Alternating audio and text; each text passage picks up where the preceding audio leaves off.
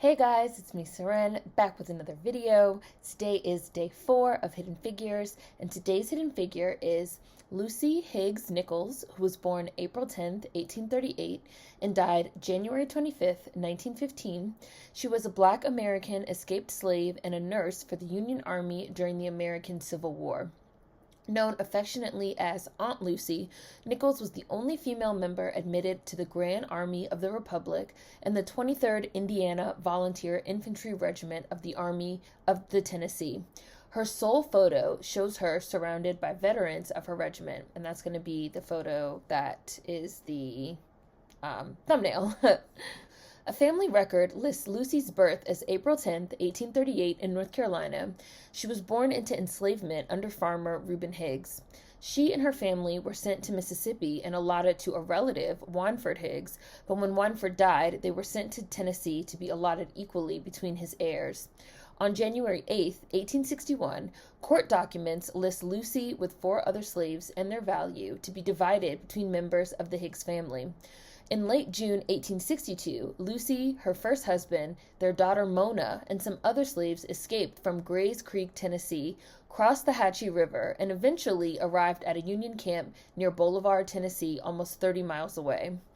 Major Shadrack Hooper of the 23rd Indiana Volunteer Infantry Regiment reported her joining their unit and described her character as someone having integrity, honesty, intelligence, and kindness, who was a fine washerwoman, seamstress, nurse, cook, and singer, as well as a rattling good forager. Nichols was present at the front lines of every siege and followed the army east under General Sherman in the March to the Sea, and then north back to Indiana. Her first husband was a laborer that also served in a colored regiment that was formed, and both he and their daughter Mona died during the war, her husband in battle at the siege of Vicksburg. When her daughter passed, she was given an elaborate funeral by the regiment, with her body covered in flowers and laid to rest in a long trench on the hillside above the city. After the war ended, she marched in victory with the troops in Washington, D.C. on May 23rd and May 24th, 1865, for the Grand Review of the Armies, a celebration in the national capital city of Washington, D.C., following the Union victory in the American Civil War. Higgs settled in New Albany, Indiana as a freed citizen, where she worked as a housekeeper to several officers and eventually married her second husband, a freedman named John Nichols. She was beloved in the New Albany community, continuing to also work as a veterans nurse, and when she herself contracted measles and also had a stroke, the community rallied together to take care of her and cover her medical expenses. The Grand Army of the Republic, or GAR, a fraternal organization founded in 1866 and composed of veterans of the Union Army, Union Navy, and Marines who served in the American Civil War, admitted her as their only female member.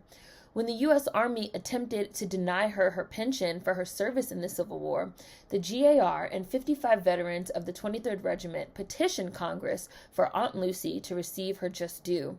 As a result of their sustained efforts, she was granted her government pension via a special act of Congress in 1898, receiving a payment of $12 a month, roughly $500 a month in today's value, for diligent nursing and other services in 28 battles from June 1862 until the end of the war.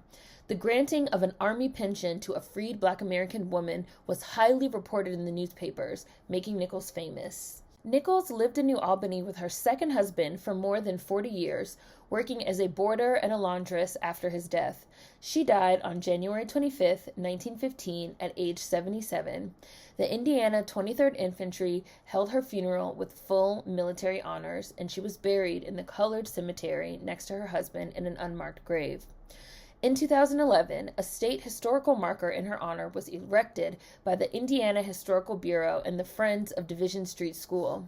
The Carnegie Center for Art and History in New Albany, Indiana, houses a permanent exhibit in her honor titled Remembered, The Life of Lucy Higgs Nichols, Men and Women of the Underground Railroad.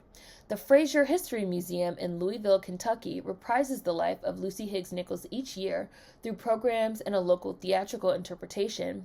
In 2019, a sculpture of Higgs and her daughter Mona was dedicated at the historic Second Baptist Church in New Albany, which is noted for being a link in the Underground Railroad. The statue was vandalized in 2020, but has since been restored. And I don't have a quote for Lucy Higgs Nichols, but I do want to say that, just as a little FYI, this woman's life was highly recorded. There are detailed records and ledgers on her life, her parents' lives, her husband's lives. There are slave ledgers, there are military records. There's all type of registers throughout Mississippi, Tennessee, Kentucky, and Indiana on this woman and her family, federal records. A group of historians actually discovered a lot of records and documentation on her, which is where a lot of this information came from. And I just want to say that Black Americans are extremely well recorded in the United States, dating back to the 1800s. So I highly encourage anyone that's interested to start looking into the publicly available federal records and databases on your family. And that's Lucy Higgs Nichols, a hidden figure. Hopefully you guys enjoyed this one. There will be tons of links and information on her in the description box that I encourage you all to check out. I'll be back tomorrow with another hidden figure. Food for thought as always. See you guys next time. Peace.